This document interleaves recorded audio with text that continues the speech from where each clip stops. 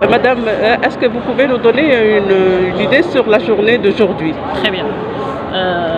Donc, la Chambre algérienne de commerce et d'industrie a organisé cette matinée c'est-à-dire une journée d'information, de sensibilisation, mais surtout de promotion de la 5e édition du salon Revan, le salon de la récupération et de la valorisation des déchets.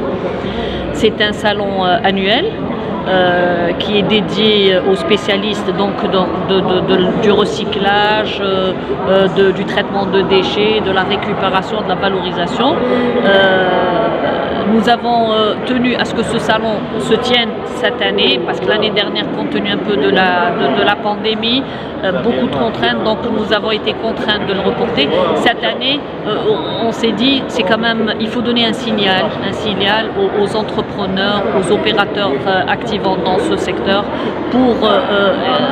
pour leur dire qu'il y a quand même, il faut reprendre l'activité. La vie économique doit reprendre après 2 années quand même de tout ce que nous avons vécu. La récupération est un segment très très important, le recyclage. Donc nous voulons à travers ce salon sensibiliser et les opérateurs économiques et les citoyens également sur la nécessité du recyclage. Le recyclage, il ne faut pas voir le secteur comme étant un secteur de déchets, mais plutôt un secteur de créateurs d'emplois et d'opportunités aussi. Aussi, c'est un secteur qui ne nécessite pas un investissement lourd. Cela veut dire que des petits projets aux porteurs, c'est-à-dire aux jeunes diplômés ou non diplômés, pour qu'ils puissent s'intégrer dans la vie c'est-à-dire économique, sont appelés à intégrer ce secteur. Il peut être générateur justement de beaucoup de richesses. Nous, aujourd'hui, nous ne recyclons pratiquement que 16% de nos déchets. Et ça, c'est quand même énorme. Donc, il y a tout un travail à faire, un travail de sensibilisation, tant des institutionnels.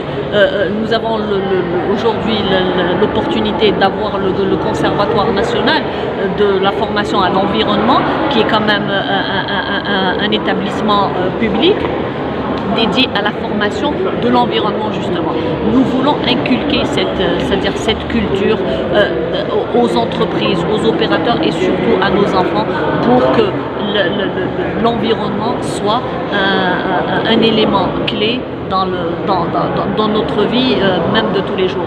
L'économie verte, l'économie circulaire est très importante et là aussi nous devons communiquer. Pourquoi? Parce que nous avons vu que les 2 années de la pandémie ont quelque part à chaque chose malheureusement on dira.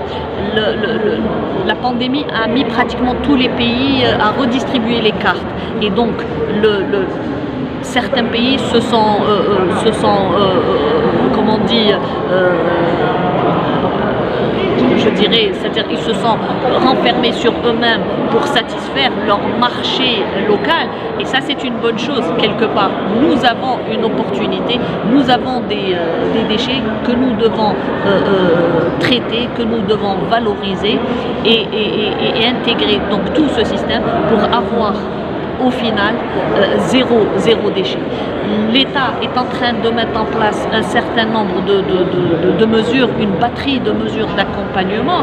On parle de la taxe pollueur, on parle de certaines taxes fiscales quant au stockage du déchet. Tout ça, il faut qu'il soit vulgarisé à l'endroit de l'opérateur économique pour qu'une réelle prise de conscience soit faite et surtout inciter les gens, et moi j'insiste, inciter les jeunes à investir ce créneau qui n'est pas vraiment coûteux et qui peut être créateur d'entreprises et d'emplois.